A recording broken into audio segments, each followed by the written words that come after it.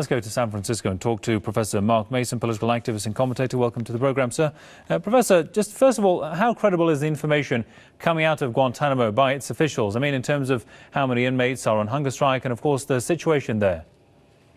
Well, I think it is reliable and verifiable that we have more than 100 prisoners at the camp that has 166 still there at Guantanamo prison in Cuba.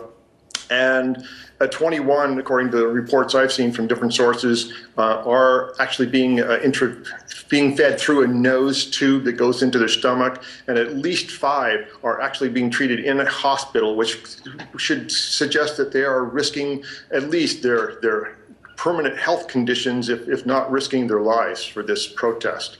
And of course, the United Nations says this is against international law. Well, then, what can be done? It is against international law. It's against the Geneva Conventions. It's a gross violation of international law. U.S. is a signatory to the Geneva Conventions. Holding prisoners without trial or charge is gross violation. The president didn't say, here's the president of the United States who is a legal scholar, a constitutional legal scholar, and didn't say one word about the law. And the United States is in violation of the law. What can be done is being done right now. The reason the president had a conference today is because of the hunger strikes. Somehow that word needs to get to the hunger strikers and all the prisoners in Guantanamo Bay. They are being heard. The international community is responding, putting pressure on the White House, and he has actually been asked a question by the corporate media here, which is absolutely astonishing that the corporate media would ask the president anything.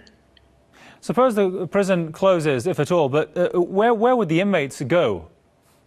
Oh, that is like a problem that's not a problem. The State Department, under the White House, the cabinet position, they closed the office in January of this year that was working on the logistics of where the various prisoners would be transferred. Many of them, I would expect, would want to go home.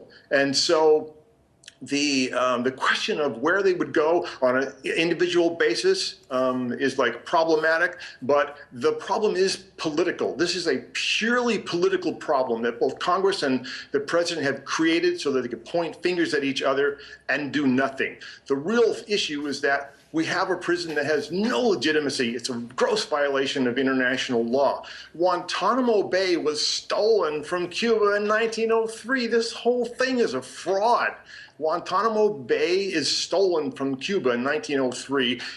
In 2001, the military just wanted to put some warm bodies in a prison somewhere. They didn't ask if there was any evidence of any kind of wrongdoing. We have prisoners such as one from Yemen who was looking for work in Afghanistan. He was just sold to the Northern Alliance, and then the Pakistanis sold them to the U.S. military. So this is why they don't want to talk about it. It's because people are going to start asking questions about why is it even existing. Indeed. Mark Mason, political activist and commentator from San Francisco. Thanks for your time there, sir.